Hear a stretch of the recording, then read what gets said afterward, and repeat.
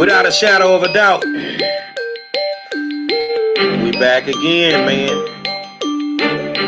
Maybe a couple of minutes before 7 o'clock, but that's okay. Because right now, you're about to go into the middle of the war zone. I got my good friend Donovan Sadiq.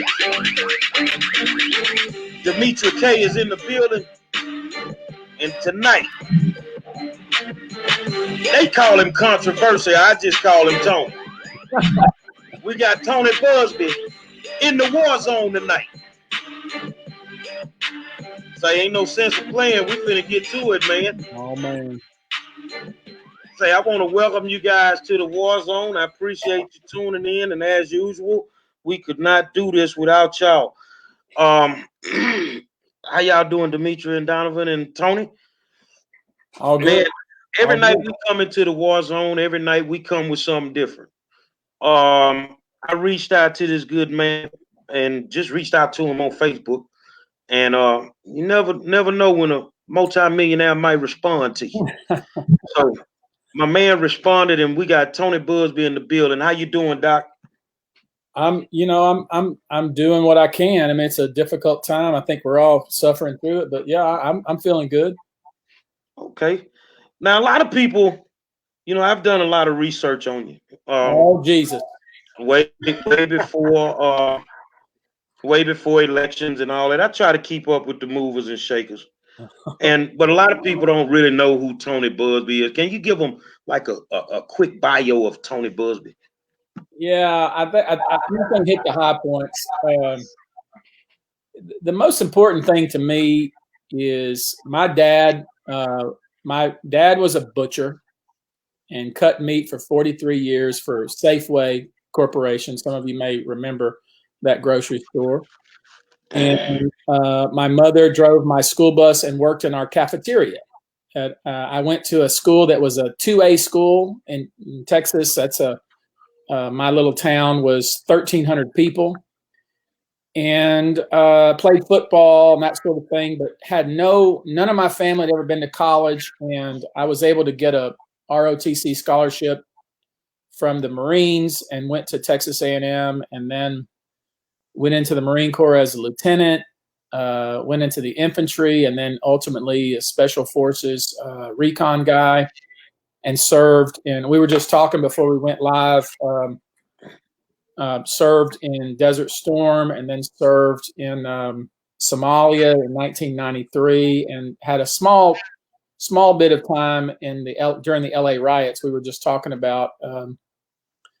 And then, when I got out of the Marines, I was a young married person, no children, came to Houston, and went to law school at University of Houston, and did pretty good, and started my own law firm. And now I represent people who have been cheated or discriminated against or wronged in some way. Sometimes I represent large companies now that I've had some success.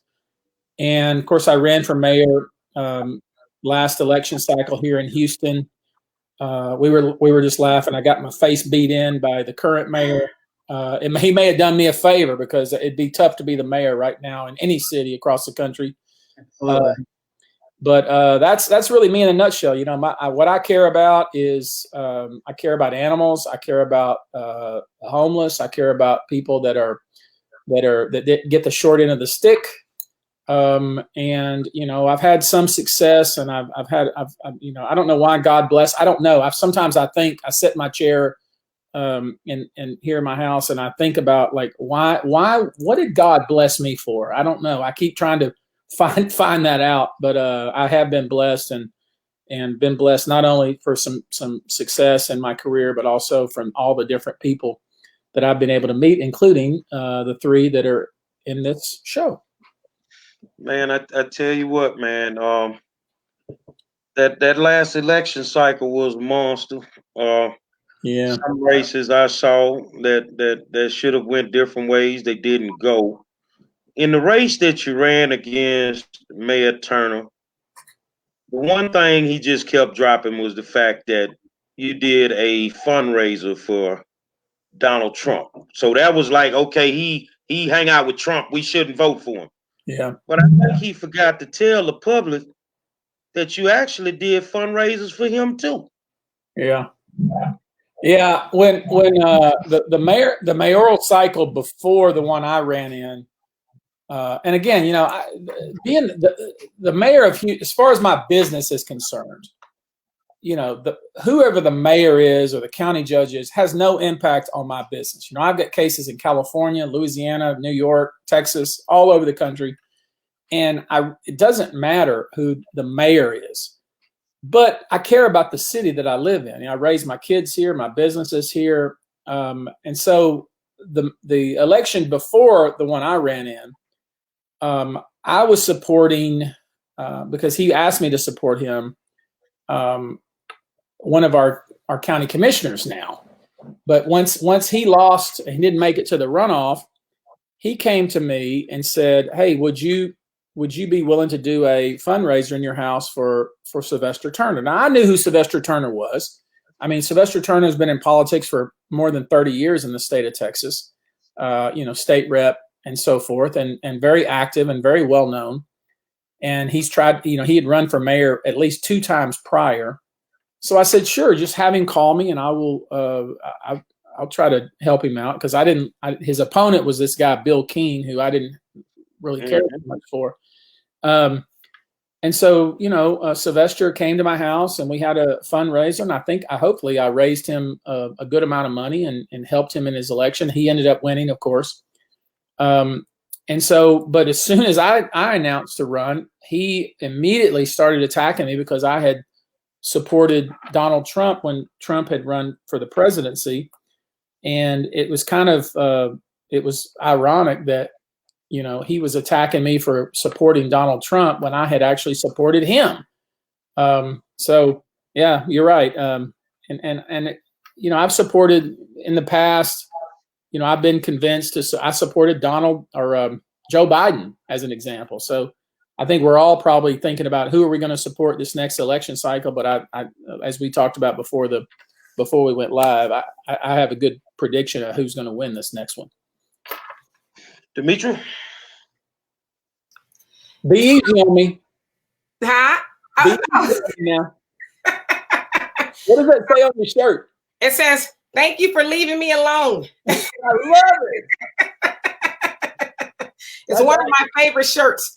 Where'd you get that? I want to get one of those too. I'll do that when I go on these long walks all over Houston. I've walked like 7 to 10 miles a day, and that would be the perfect shirt. I got it from Five and Below, the $5 store or whatever it's called. Yeah. No, I got it. Yeah. Yeah. So anyway, well, welcome once again. And so, thank you. Why do you think it was such a, nail in the coffin for you when you being associated with Trump was brought up? Well, we did, even before I ran, I spent a little bit of money polling. I did some polling on my name ID. I did some polling on, to the extent people even knew who I was, which very few people did, what they thought about me. I did some polling on Turner, like what people thought about him. And I did some polling on Trump because I expected and anticipated that they would try to attack me because of my association, or at least they thought my association with Donald Trump. Donald Trump, when I started the election, had a 59% extremely unfavorable rating within the city of Houston. Now, if you expanded that Harris County, it almost became favorable, but within the city itself, he had a 59% either unfavorable or very unfavorable connotation, if you will. And then as the election went on, like when I first announced, and I did a few commercials, and I talked about City Hall for sale and all the stuff you may have seen or may not have seen, but I had a pretty good. People liked me more than 50%. I mean, which in politics that's pretty good. But once Sylvester started his negative campaigning, where he just tried to tie me with Trump, he pushed me below 50%, and I stayed below 50% the entire election cycle, even though I still got 44% of the vote. And that's why I say that his team was very, very skilled, and they knew what would sink me. And it didn't matter if I proved that he had had a bag full of cash and he took it to his house, and I showed the cash and showed the bag and showed where he took it from the city. The Trump thing sunk me. There was really nothing I could do. And even when I made it to the runoff, my whole team, and then my look at the numbers, I spent a little bit of money in the runoff, but I knew it was a loss leader. I knew I couldn't win it. So I'll go before somebody. So I did read that at first, I guess you were a Trump supporter, and then I guess the Access Hollywood tape came out, and then you disassociated yourself from them. And then it sounds like you donated $500,000 to the inaugural, campaign or whatever it was, or committee.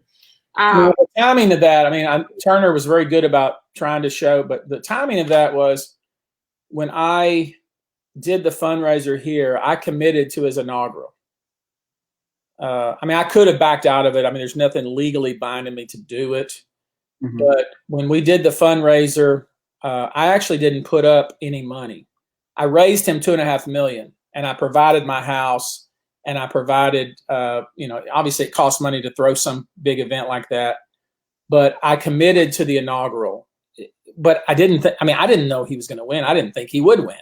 I thought it was a hoot that Donald Trump, the Apprentice, the head of the Apprentice, was at my house. And so when he did win, I had made that commitment, and the head of the inaugural committee said, "Tony, you made that commitment. Are you going to follow through with it?" Well, so I followed through with it. So it kind of looked like I supported him, didn't support him, and supported him again. What actually happened was I supported him. That Access Hollywood thing came out, which my daughter, I have two, but one of my daughters who's really, speaks a lot, if you will. Very loud in my ear. I can't believe you were, and I was like, no, well, and so I posted something on Facebook saying, I think those comments were reprehensible, blah, blah, blah. But I ultimately did vote for him. I had to choose between Hillary Clinton, who I know, and Donald Trump, who I know. And of those two, I chose Donald Trump. And then, the commitment I made, I followed through with. Because hell, it was the president. So although it looks from the outside like, I'm like flip-flopping like a couple of flip-flops, the truth was that's just kind of how it shook out. I don't know if that makes any sense, but that's what it is. Yeah. Donovan? Yeah. Hey, once again, thank you for your service. It's an honor to have you on the show. I just got a few questions, and I made a couple comments in the comment section. When you see a Marine become a millionaire, that's almost impossible. What? No, say that again. What? When a Marine becomes a millionaire, that's almost impossible. You guys aren't educated. You guys aren't educated. James Baker, the former Secretary of State, was a Marine. I can keep going. There's a ton of them. Exactly. No. It's just, I was Air Force, so I'm gonna tell you, I was in Mogadishu. We brought in some of the light infantry equipment on the C5s. What year? So 93? we were no, yeah, I think I was there late 91, early 92.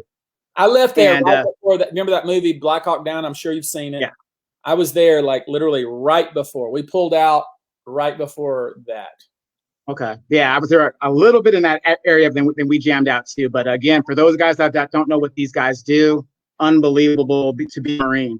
And by the way, there was a cache of money that was missing from the base on the way to Mogadishu, and the Marines were. No, I didn't get it. I made my money the hard way. I sued people for it.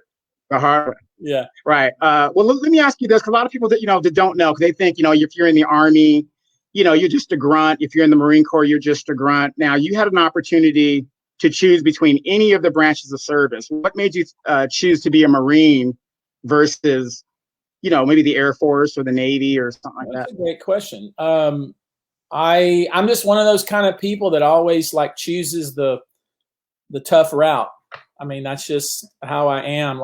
Even in the Marines, when I finished first in my training, my initial training. So I had the opportunity to choose any specialty I wanted. I could have been a flyboy. I could have flown, the fancy jets and all that stuff. I chose to be an infantry officer. I used to say grunts pound the ground. You may have heard that. And then even in the infantry, I tried out and was ultimately selected to reconnaissance unit, which is, Marines don't say special forces like they do in Army and SEALs in the Navy, but it's equivalent to like, this SEALs or whatever. In fact, they train at Coronado Island, which is where they train the SEALs. So I did that. After my first tour, I tried out for and was selected to become a reconnaissance officer. And that's my mentality, and that's kind of in my law practice. I'm always seeking out those tougher cases with more risk but more reward, and it's kind of my mentality. Maybe that's the reason I ran for mayor and got beat up, but that's just how I operate in my life on a daily basis. Sorry. But thank you for your service too. What I always say about that is that when people thank you for the service, I thank the Marine Corps for what they did for me, because I got a lot more out of the Marines than they got out of me. And that's the key. That's the key, because they're going to get theirs. Yeah, they're going to get theirs. Sure. Now, a lot of people don't know that, they just hear the lawyer and all that, but there's a giving side to you. I know about the bike giveaways you do every year. I think it's like 1,000 bikes you give away for Christmas and different things like that. Yeah. Can you tell folks because some days guys in your position, they don't like to talk about it. They just do it. And I respect that. Yeah. But sometimes you got to toot your own horn, because a lot of people don't know what you do some days. So before they can judge Tony Buzbee, let's find out how many times he's actually helped the community. Well, I really appreciate you saying that, and you're 100% right. It's like, I don't go around talking about that. When I was a kid, and my father, like I said, my father made a big impact on me. We had a huge garden, and we had pigs and chickens and guineas and ducks and geese, and we had a little 1 acre farm, but we worked very, very hard. I was out there digging potatoes or cutting okra or pulling carrots. But we used to take, you can only, fresh vegetables and fruits and so forth. You can can a lot of it, but eventually you're probably going to have to give it away or sell it. And my dad used to take us, and I'm talking about in the backwoods of East Texas. We would go to like places, people out in the middle of the country that had no running water, had no indoor plumbing, had no electricity. And we would bring big baskets of fresh fruit and vegetables to them. And my, old lady dipping snuff, with snuff running down her lip. And my dad would say, "Hug her neck, boy, hug her neck." And, I'm just like a kid, and I'm just like, I got to go hug this lady's neck, but she's got snuff running down her face. And he really impacted on me how important it is, because we weren't well off. I remember we had a 3-bedroom house. It was 1,400 square feet, and the walls were so thin, I could hear my parents talking at night about, which bill they could pay, which bill they couldn't pay. They were kicking the can down the road to try to make ends meet, living paycheck to paycheck. They bought everything on credit. A lot of people have never even heard of layaway. We would go to Kmart and do layaway for Christmas gifts. And when the blue light special, some people don't ever heard of that, but my mom used to hang out at Kmart waiting for the blue light special so we could run over there and take advantage of that, 10% discount or whatever the devil it was. But my parents impressed upon me the importance of, look, if you have some degree of success, you got to give something back. And I've really worked hard and with my children to try to impress upon them the same thing. And so when you talk about the bike giveaways, what we used to do was we would give away 1,000 or 2,000 bikes every other year. and we would have a Christmas party for my firm and for my, you probably heard about the Snoop Dogg party and all that. That's like the off year. The more fun things we did was give away bikes. What I've been doing recently is giving away vans, handicapped accessible vans to the Houston Children's Charity. I've given away 15 so far.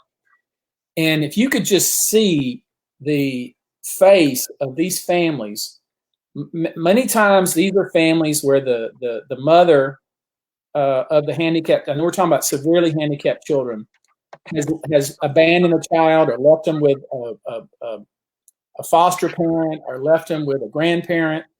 And they're very, it takes a 24-hour care. And these folks who are trying to take care of these children are homebound because they just can't leave because they have to provide 24-hour care. And you provide them a van where they now can take this child to the park or take this child, out and around Houston. The look on their face. And I bring my children to that where we give away these keys to these vans and they can go outside and see the van. And now all of a sudden they're mobile and they can take their kid around who's, you think about, on the one hand, obviously they're completely devoted to that child. On the other hand, they feel like they're kind of resentful because I'm just stuck here, and you provide them some degree of mobility. That makes me think back to going back in the backwoods, giving somebody a basket of fruit and a new turkey and a ham to give them some food and some fresh fruit. And that was all impressed upon me by my father. So over the years, I'll give you another example. I used to collect a lot of exotic cars. I mean, growing up poor, I used to wear plastic shoes and Rustler jeans. And I'm sure some of the viewers understand what I'm saying. And, my friends in school, had Levi's, which I never could afford, or had Nikes. God bless Michael Jordan. I didn't afford that stuff, but they had them. So when you get to a point where you can have that, how many Levi jeans can I buy? How many more Nike shoes do I need? I don't really need that, but I get a lot of pleasure out of giving things to people that can't or have not had that opportunity. In 2000 and I think it was 13 or 12, I had accumulated like 14 or 15 cars, like Lamborghinis and Aston Martins and really fancy cars. I was really, and one of those days, my son said to me, "Hey, Dad, my buddy wants to know what car are you driving to work today." It stuck in my head, and I was like, "Nah, I don't want my son to be. That's not my son. That's not what I want my son to be talking to his buddies about." So I contacted a homeless charity out of Galveston. I said, "Look, I'm going to give you all these cars. Tell me what you're going to do with these cars." And I gave away every car that I had. I put it at auction and gave all the money to a homeless charity out of Galveston, which completely changed that charity. I mean, they had a large amount of money that they could use to do their mission, which was to help people that are down and out on their luck. So that's kind of what really makes me happy. Like in the law practice, as an example, I don't do it because, I want to make more money.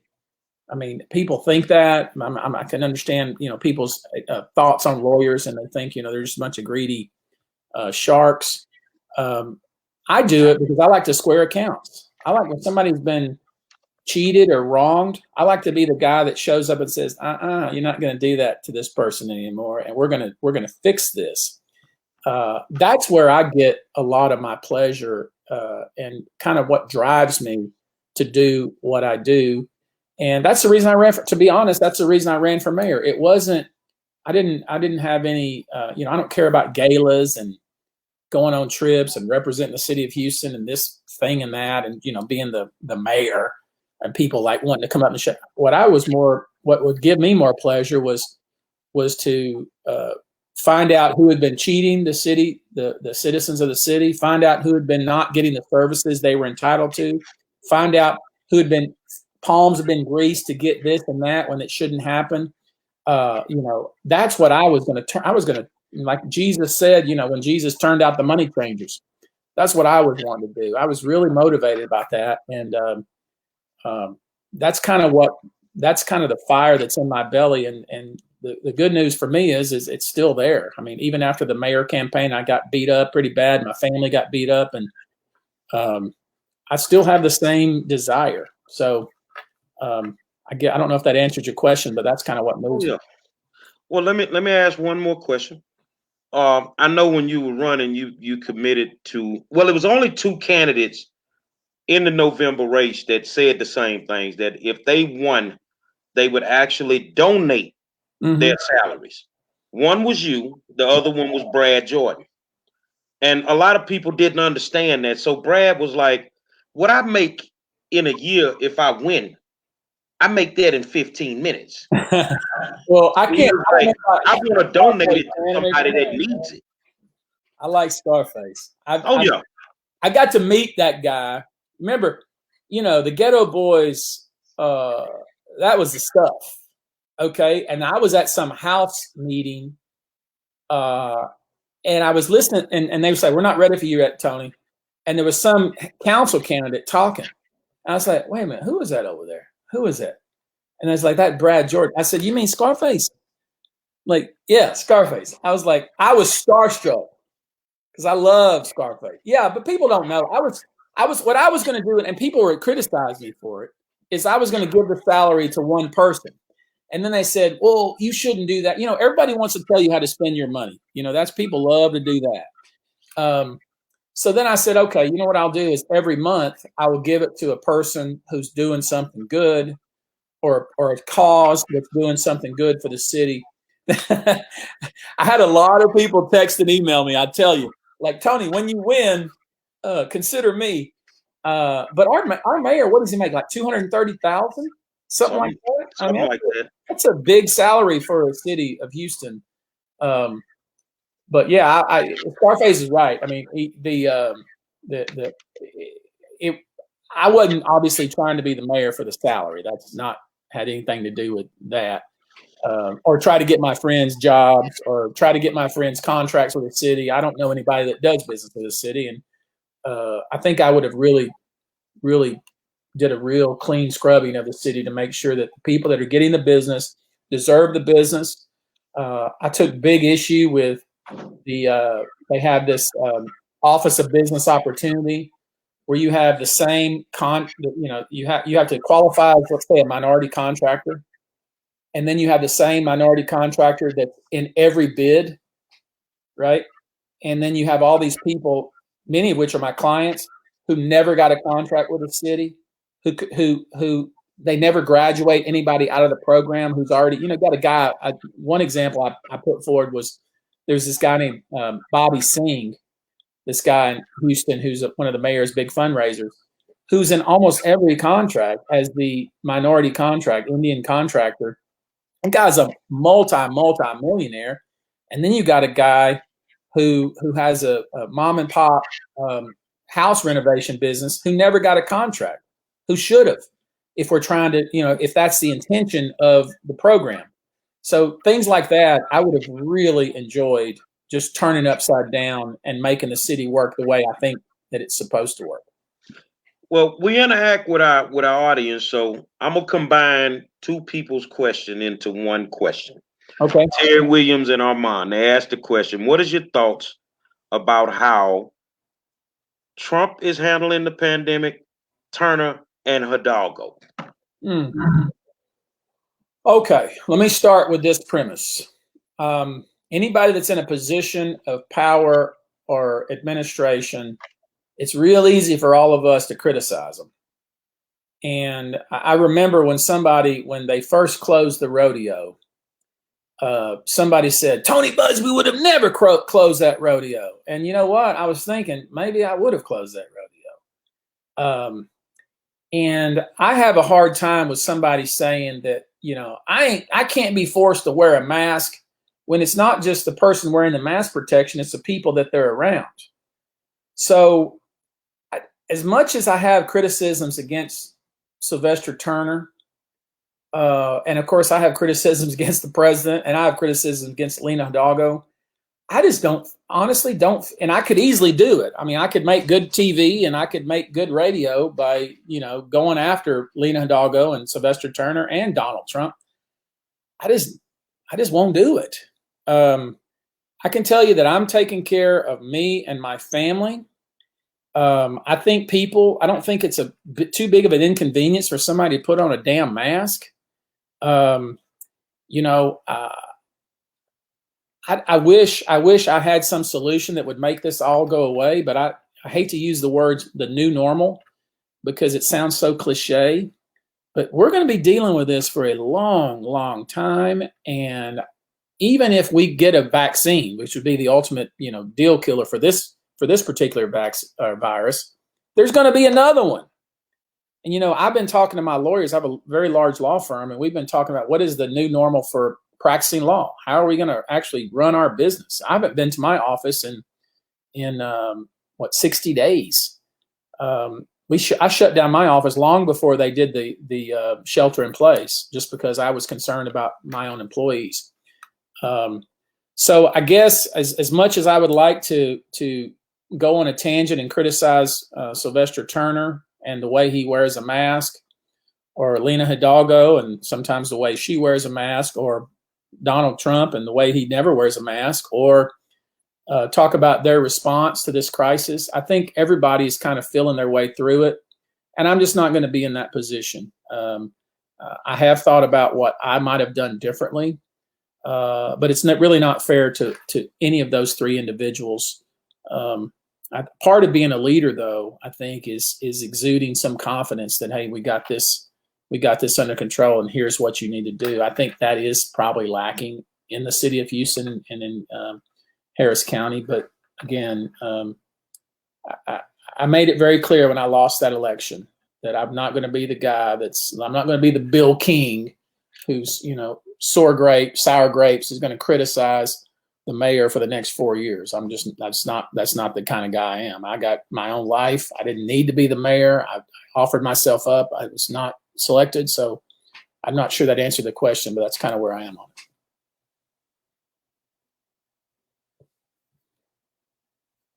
I have a question from Arthur Smith. You talking to me? I just see a question on the screen from Arthur Smith. Yeah, he asked Mr. Buzbee, what is your input about this Democratic versus Republican division in Houston, Texas? Man, I'll tell you this. I think there should be a new party. To be honest, I think there should be, and I don't think there ever will be. It's been tried in the history; it never happened. I tried as an independent. And obviously, I made the runoff, but it didn't work. And I think a lot of traditional Republicans, fell behind me and supported me, and a lot of Democrats rejected me because they thought I was Republican. The city of Houston and I think most city elections across the United States should be nonpartisan. The city of Houston is where the rubber meets the road. All the city municipalities, that's all the services that are provided to your everyday services, whether it be trash or roads or your water. I mean, these are things that impact you the most. I don't think those are partisan issues. I really wish that the election that I was in had not been turned in such a partisan circus, but it was. If you ask me right now, are you a Democrat or Republican? I would just, I don't know if y'all have seen that guy on TikTok. That's what I would do. I don't have a choice. I mean, I could tell you things about traditional Democratic values that I appreciate. I could tell you things about traditional Republican values that I appreciate. But I'd be hard pressed to pick one side. And that's the problem. We shouldn't be picking a side, especially when you're talking about city elections and even county elections. And our judges, as another example. Obviously, I understand, when you're talking about national elections, Congress and Senate and all that stuff, there's a need for that. But I think it does a disservice to the city. What we should be thinking about is who's going to be the best representative of the city, who's going to advocate on behalf of the city, who's going to serve the citizens the best, not, whether this person is a Democrat or Republican. It's funny to me that Sylvester Turner tagged me as being the Donald Trump Republican when I, laying aside, raised money for Sylvester Turner, but also was the Galveston County Democratic chairperson. Demetra? So I think everybody knows that one of the hot ticket items for this whole election cycle is a Black agenda. And so I want to ask you specifically, when you were running for mayor, did you have a plan for, let's say, more Black neighborhoods like your Acres Home, Cedarwood, Cashmere Gardens? Because from what I understand, I don't live out there, but it sounds like the roads are kind of messed up. They have a lot of food hazards and things like that. So did you have a plan to help spur economic growth in those neighborhoods and just make life a little bit better for the people who live there? I thought I did. I mean, I may not have done a good job articulating it. I got pushed so hard into the quote Republican camp that I was talking about those types of issues because those are things I really care about. When I talk about the Office of Business Opportunity and how it has been hijacked by not only this mayor, but the previous mayor's cronies, where basically small business people, small minority business people, small African-American business people have been frozen out of the system, totally frozen out. And you got the same contractors over and over and over who never try to be the general contractor, always content to be the subcontractor and make sure that they're in every single bid so they never lose, and they freeze out everybody else. So when you're talking about trying to I don't want to say redevelop, because there's always this issue that I always talked about, which was when you talk about improving and developing a traditionally unserviced neighborhood, the first thing that people start saying is, wait a minute, I don't want my neighborhood gentrified. I want to be able to work, live in my neighborhood that I've been here. My family's been here for 2 or 3 generations. And I don't want a bunch of outsiders coming in and just pushing us out and making the neighborhood where it's unaffordable. So there's a very fine line, and it's tough, but I talked about it a lot. So yeah, I had a plan. I had it on my website. We talked a lot about it, but the truth is, it's my fault. Ultimately, when you're trying to communicate and you don't communicate effectively, it's always the communicator, not the receiver. Always. I learned that as a lawyer. If I fail to persuade somebody, it's not their fault, it's my fault. And I failed. And again, I've said it before, Turner did a really good job. I mean, Turner was well known. His team was very skilled. And so anytime I spoke about that thing, I think it fell on those kind of things. It fell on deaf ears of people are like, oh, wait a minute. No, you're the Trump guy. I don't want to hear anything you have to say. Even though I was talking about, there's a reason that your roads are terrible. There's a reason that you don't have lights down your street. There's a reason that there's illegal dumping all over 3rd Ward, Acres Home, 5th Ward. There's a reason, because the city does not service these areas. There's a reason that the police, including my brother-in-law as a policeman, told me there's some streets I just don't go down after night. There's a reason that crime, the gang-related crime is absolutely focused on some communities.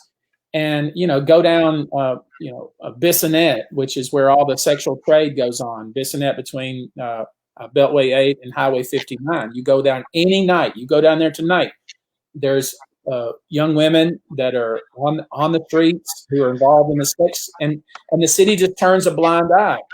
And I talked about a lot of those things. And because there's a lot of people that are suffering that are not receiving the same city services that we receive here where I'm sitting in River Oaks. Not everybody can afford a private security service. Not everybody can afford a gate around their home like I have.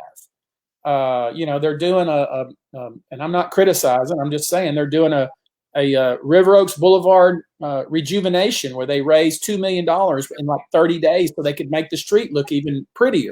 And then you go down to 3rd Ward, and you see how those streets are, and you see the condition of the lights and the sidewalk and so forth, there's a major disparity. But I guess, and again, it was my failure.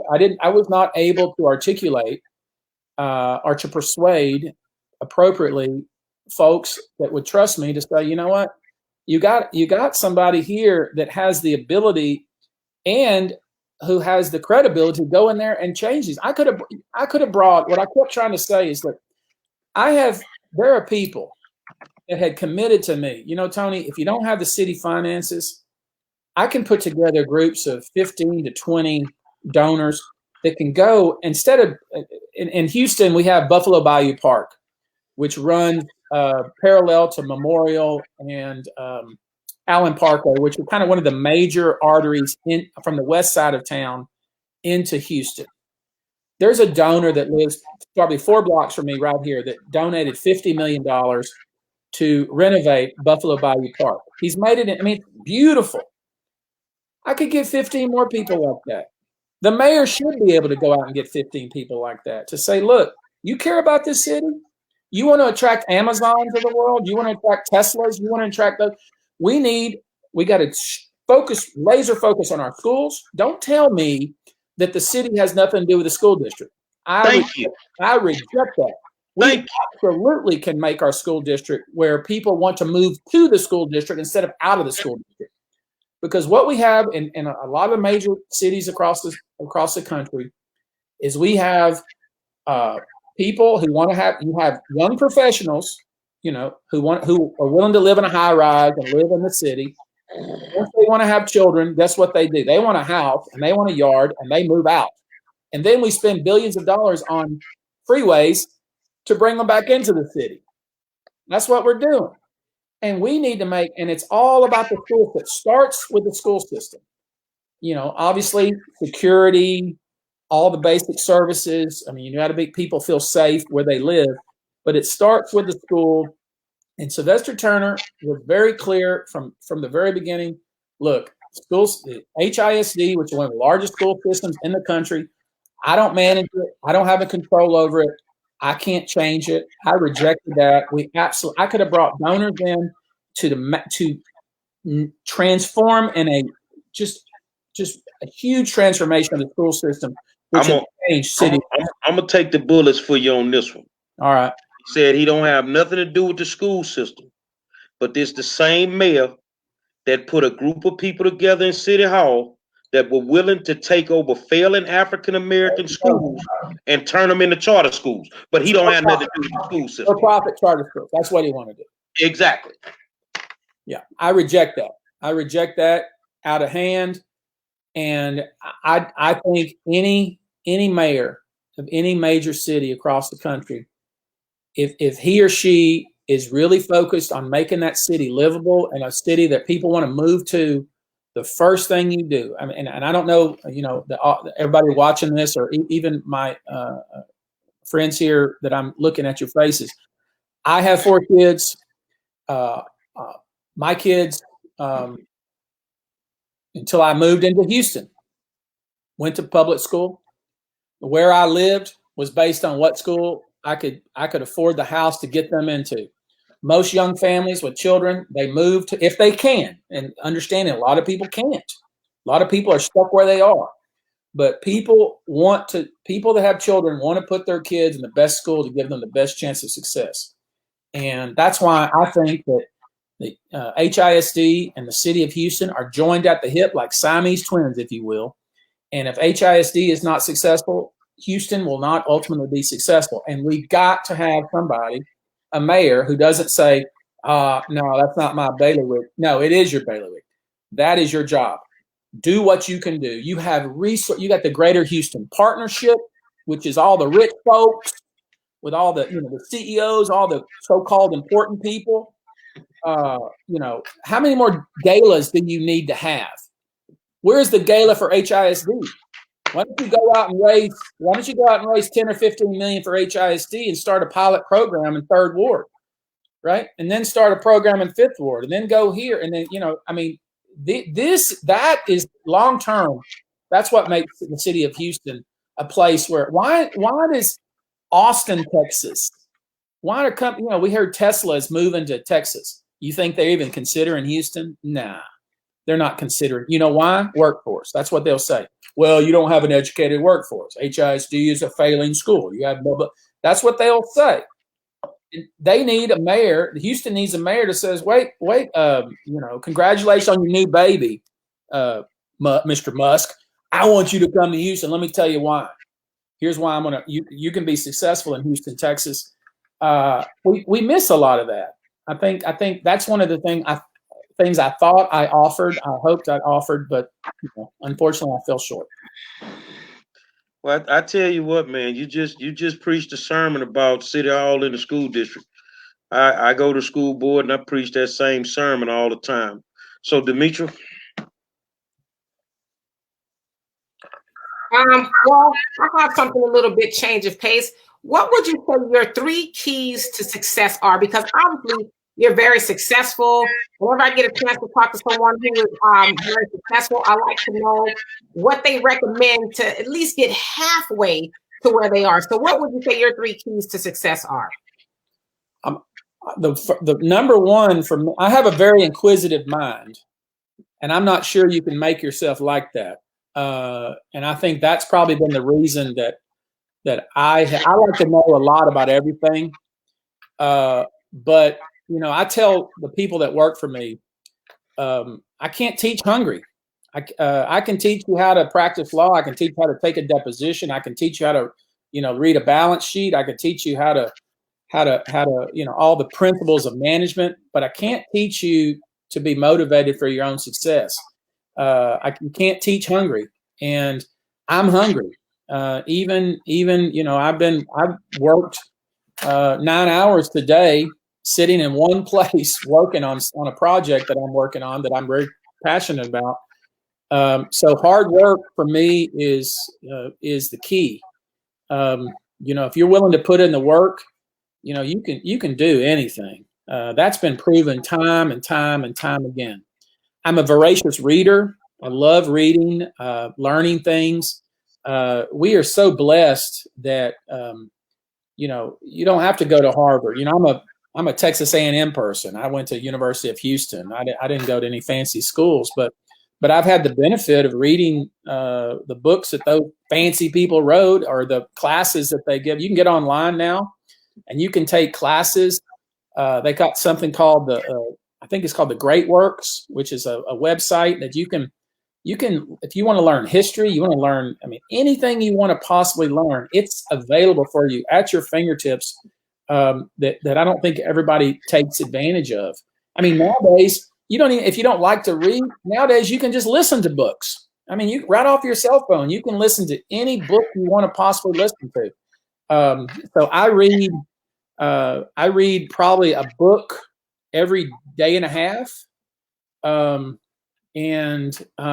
it ranges from, I just finished a book called The Sea, which is just, somebody had recommended it. It's like a 1,600 page book.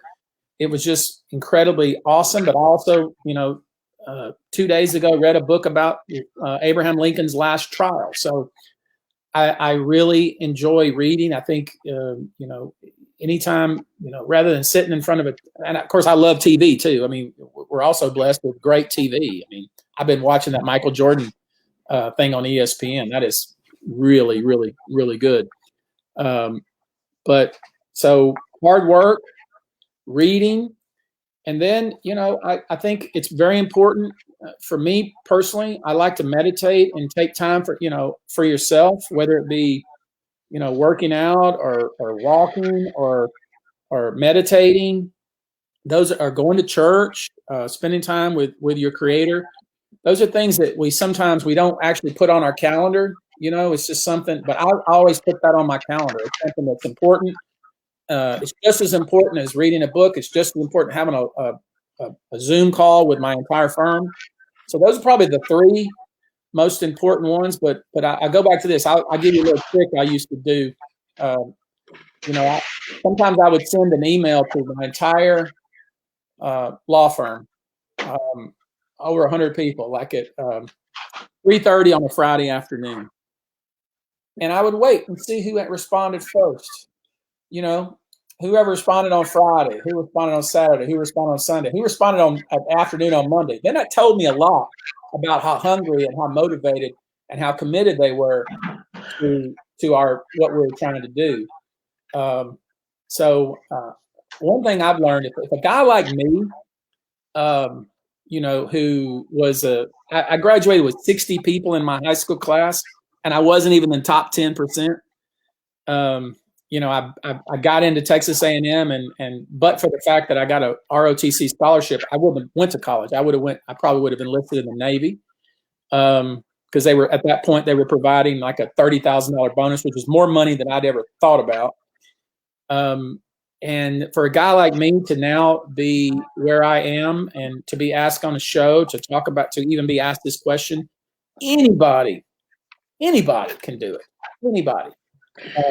It just takes there's a book, I think, let me see what it's called. I just finished it, and I recommend it to people because it made a good point. There's a book called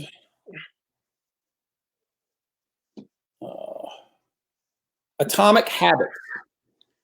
It's a book called Atomic Habits, and it's written by a guy named James Clear. And I don't know anything about this person.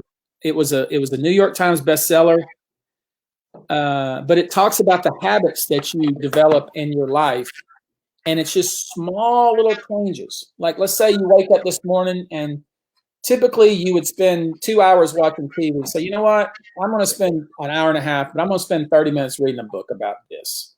And just little small, because when you think about a ship, and anybody's ever been on a very large ship, I spent 9 months on a ship once when I was deployed. You know, it's just real small course changes that at the end of the journey, you're in a whole different country. It's the same thing. That's the whole gist of the book, which is small changes in your daily habits will make major changes in your life. And so I've always been one of these people that every morning I wake like at 5 a.m., no matter how late I stay up and whatever I'm doing late at night, 5 a.m., my eyes wake up and I'm ready, like, let's go.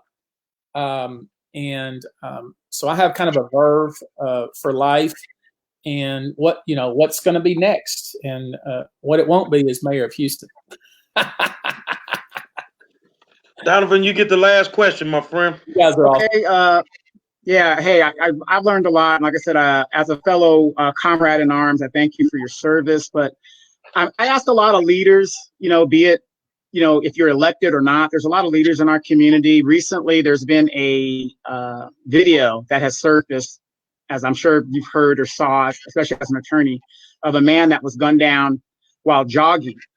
And on one of my shows that I do here in California, we talk about, Vigilante justice and all this other stuff. But, as a Black person, we constantly see these things happening to us and no leaders are out there speaking out. What is your, just off the cuff, you were in the Marine Corps, so you have a plethora of Marine Corps brothers from all backgrounds. What is your take on the recent shooting? You know what the first thing I thought about that was? I thought if I were an African American father and I had a son who was just gonna, like, Dad, I'm gonna go for a walk, I would be worried. And I hate to say that. I hate to be like that. I hate to believe that about the country we live in and about law enforcement or people that were in law enforcement. Apparently, at least two knuckleheads were. One of them at least was in law enforcement. I mean, I can't curse on your show, but Yes, you can. I just don't get it, man. I don't. I used to think like we're making such progress. When I was in the Marines, I didn't care what color we were all green. We were green, right? I mean, I had to write a letter. If one of my guys got killed, I don't care what color you were. I had to write a letter home. I don't want to write a letter home. Those guys relied upon me. I was a lieutenant and ultimately a captain. Seeing shit like that, man, it really, really bugs me. I don't know, and I wish I had some answer. This is 2020. It's 2020. And it ain't a Republican Democrat thing. And that's the problem I have with it. People try to make it a Republican Democrat thing. And all these people's like, well, there's got to be some other video. Well, maybe he was in a construction site. We have a video of him in a construction site. What the hell does that have to do with him running down the street and getting shot and killed? I don't know, man. I wish I had some words of wisdom, but I will say it just if I were the father of an African American young man, God, I would be like, you, young man, you have to protect yourself. There's things that you just can't do. You can't do. I mean, you look at some of the things that and I don't want to make it racial, but it is. And like, like I've yelled at cops before. I've yelled at them like, hey, you blah, blah, blah. If I were African American, I wouldn't do it. I'm just saying, I know that that may be a popular opinion, but I wouldn't do it. I'd be very careful. And now tensions are such that they are, and it makes it even worse. And because not only are our citizens are going to be extra, concerned, the cops are going to be on edge too. And look at what we got. I mean, we just got, it's just, I hope you see the level of, man, I don't know. It bothers me a lot. We're better than that as a people. We're a lot better than that. That's what I'll say. Well, I tell you what, Tony, you've enlightened us tonight. And I'm going to tell some of y'all out there with the crazy comments something my father used to tell me. He say, boy, don't hang around nobody that ain't got but $2 in their pocket, because you ain't going to never get to $1 million. When a millionaire is speaking, shut your dumb ass up. Please shut up when they giving you the game. I didn't get to see the comments. Am I missing the comments? Am I getting ready? You can go back and you got a bunch of fans here. Yeah. A lot of people learning new things about you tonight. But when a millionaire is telling you what it's gonna take, and excuse my French, just shut your dumb ass up. You know what I'm looking forward to after this show? I got some new special kind of cornmeal I bought out of Florida. I'm gonna go cook my son some fried chicken. So there you go. I tell you what, my friend, you're a good dude in my book. Thank you. We need more good people in office, no matter what folk may think, no matter who they support. If they can get the job done, then that's what it is. If you ever run into a problem and you need a good attorney, I bet you'll call Tony, and you wouldn't care if Trump was his friend or not. Yeah. So that's what it is. Thank you, my friend, for coming on. I'm gonna inbox you. And he was one of the only candidates that embraced the 21-page plan that we had to slow down gun violence in the city of Houston. I'm gonna say that in front of everybody. A lot of people wouldn't even listen to us, but he did. So thank you, my friend, and God bless you, man. Keep pushing hard, man. Y'all have a good week. All right now. Bye-bye. Now I'm back. When a millionaire shut your dumb ass up. I'm dead serious, man. The man that told you gotta read. You gotta read. You know what they say? You could, if he put $1 million in a book, your black ass gonna miss it. But you ain't gonna read. I don't give a damn who he support. So you checking him because he supports Trump. Well, you support Turner, sorry. What the hell Turner doing for black people? I just had to get that off my chest, y'all. When a millionaire talking, shut your dumb broke ass up. Or go find you. I will never understand Republican, Democrat, Trump, this, that. It's all one party. And we say that constantly. They get their money from the same people. You guys got to do your homework. If a Republican is going to do a better job to improve my community, I'm voting for him. And if us as black people, we would stop just I'm a Democrat,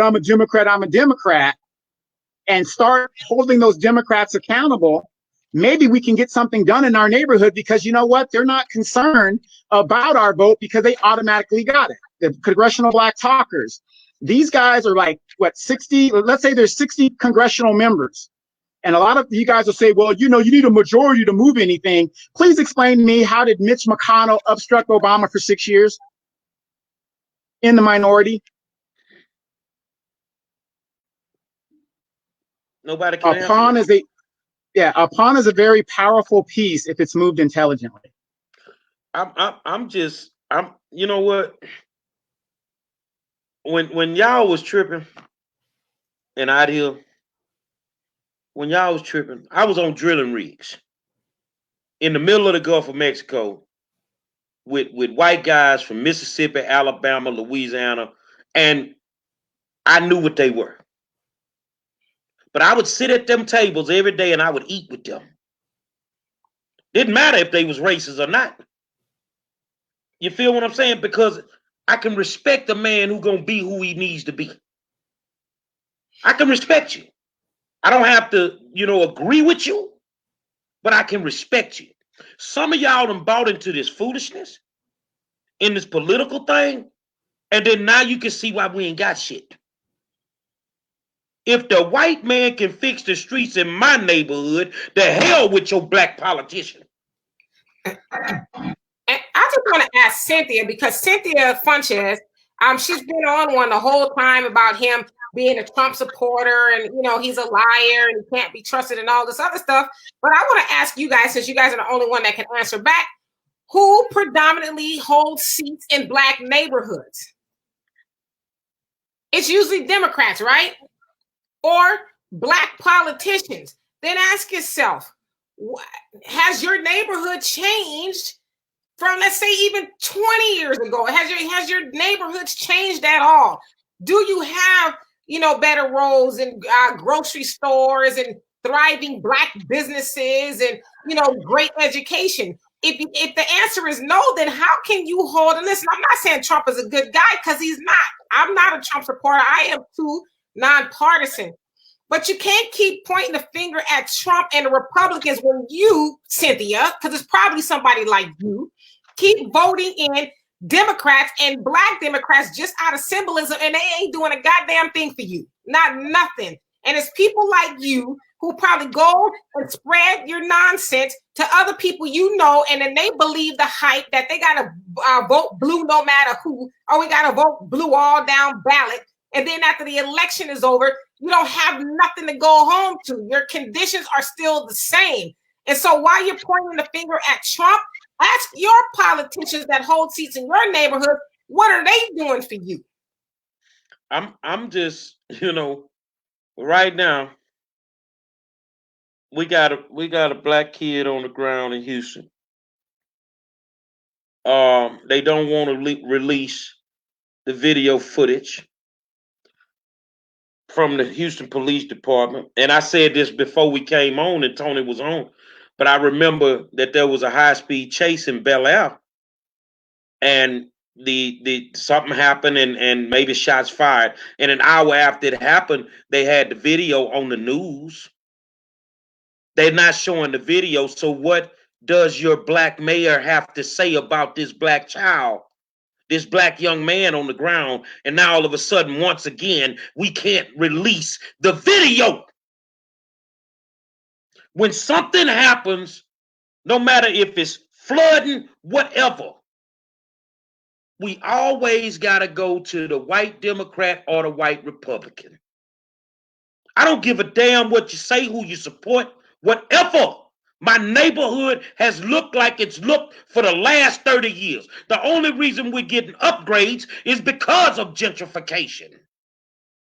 They never gave a damn about Emancipation Park until they decided we're going to make it for the white people. We didn't have no bike trails over there. Midtown wasn't Midtown until they decided to make it for somebody else. So where's our black elected officials? And I'm going to tell anybody that want to do this, because I'm serious about this. This is a great platform. And I'm not talking to Cynthia. I'm talking to everybody. Don't bring your ignorant ass on here with that dumb shit no more. If you ain't got the guts to come sit on this motherfucker, then don't open your mouth, man, if you can't say the right thing.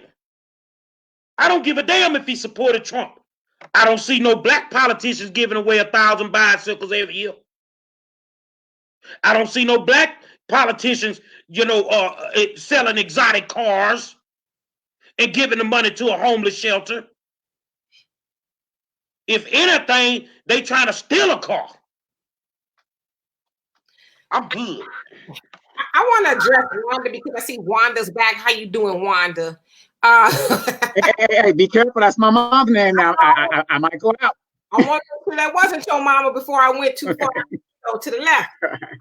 So Wanda says, be careful, Cynthia. You'll be called an exceptional Negro for having a difference of opinion. No, Cynthia doesn't have a difference of opinion. She has a typical opinion of people who are caught up on symbolisms. And she doesn't need someone like you, who at this point, I believe you do believe you're an exceptional Negro. She doesn't need somebody like you to egg her on. What she needs is somebody to educate her so that wherever she lives can be improved, that they can get results. She doesn't need to be hanging on symbolism. I got to vote for a black Democrat.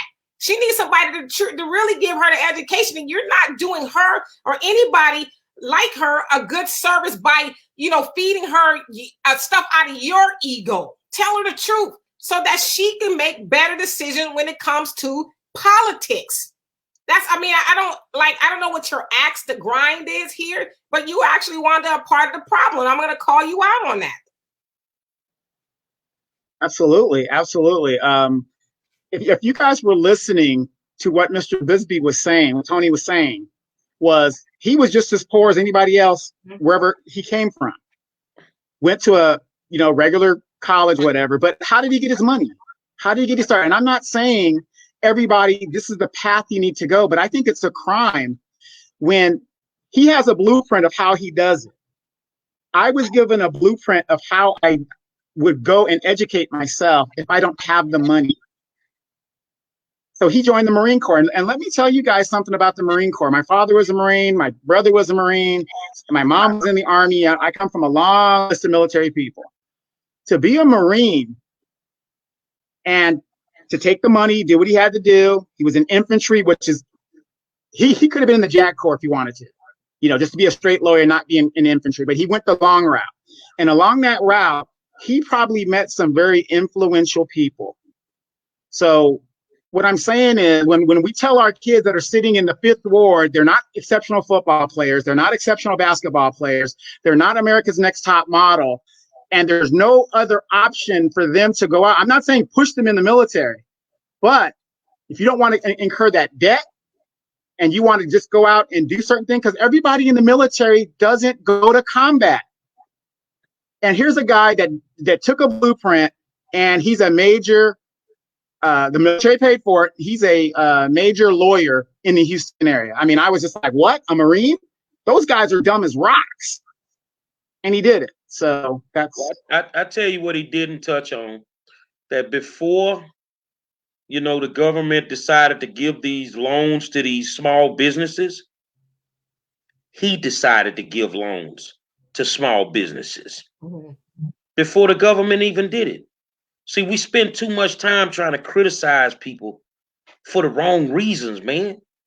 Quit letting these people sway you. Stop letting these people sway the way that you think, man. So I look, if y'all got a problem with anybody we bring on, let us know. And I'll say this here. At least the white folk got the guts to come. Where you black politicians at? They ain't got the guts to show up here. Because they already know what they ain't done.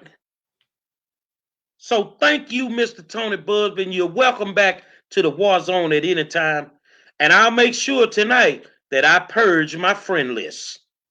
Because some of y'all, like Malcolm say, when the revolution start, you got to get rid of some of your own people. Tonight, I'm going to get rid of some of y'all. Well, listen, I wouldn't say get rid of them. I would say to continue to try to educate them. Because, everybody is not on the level of a lot of people on here. Some people really just don't know. And I think anything we do, we should try to do it from a position of love first. You know, because we were all, and I'm not admonishing you, Gary, at all. I'm just making a point to people who are listening, because at one point we didn't know what we know. You know what I mean? And so I can assume that Cynthia really doesn't know. I don't want to call her uneducated. She probably just doesn't know, you know, the things in regards to Trump and all that other stuff and the Democrats. So that's our job, as they would call us, the resurrectors, to no offense to anybody, but wake up the dead.